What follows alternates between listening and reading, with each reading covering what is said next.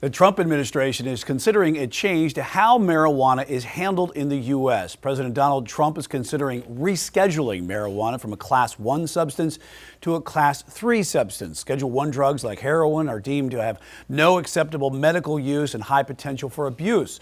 Schedule 3 drugs like ketamine and anabolic steroids are considered to have some medical use while carrying the risk of addiction.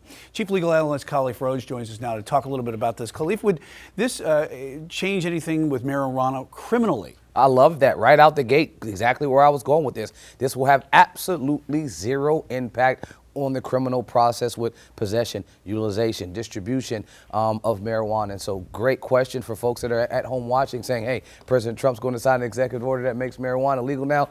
No, pause the brakes. It's not going to happen. What this is saying that, and you said it in the intro, this is for medical purposes, more for research purposes. Right now, if you're an institution, if you're some type of research facility and you want to do the test to see if you can support the medical uses for medical marijuana, then right now you have to go through so many hurdles. It's just like you're asking to get heroin in there because it's the same schedule. Now, if it's lowered, if it's a lesser type of schedule, what you're able to do now is you don't have to jump through as many hoops to get it into your facility, to bring it on college campuses, to do the types of tests that you want to do on it, to ensure that, because folks have said for a number of years, show me the studies, show me the justifications for its medical benefits, for its medicinal purposes. Well, the studies aren't there, or at least they aren't there in large quantity because it's extremely hard to get a Schedule 3, non-Schedule 1 drug into a facility. So this will help research purposes, will have absolutely zero impact on criminal process at all.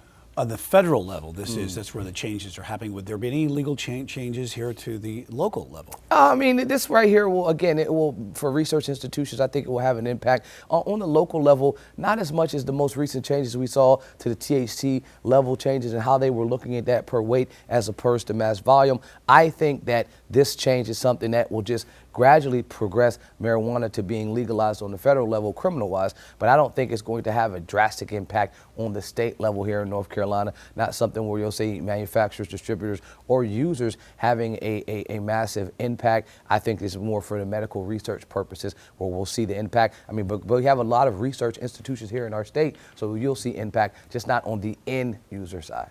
Yeah, and that is good news for a lot of those folks who do use it medicinally. They talk about it a lot of the time. So this is not, is there a difference really between a declassification or a reclassification? Yeah, I mean, it's the same thing. You're reclassifying it as something else, declassifying it from a higher. I mean, so reclassifying it would be if it's the other way around. If we were looking at this and it was going from a 1 to a 4, you know, it would be a reclassification. But now it's higher to lower, it's declassification, the exact same thing. It just won't be in the same schedule, won't be in the same box. And these schedules are actually used in the criminal side as well. And so when I get an individual that's charged with a crime and it says right next to it, possession with intent to sell or deliver, and it says Schedule 1 or Schedule 2, Schedule 3, Schedule 4, I'll know exactly what they're dealing with based on the schedule. At least I know the ballpark of what this type of charge would entail based on the potential punishment based on the schedule. All right, Chief Legal Analyst Khalif Rhodes, thank you.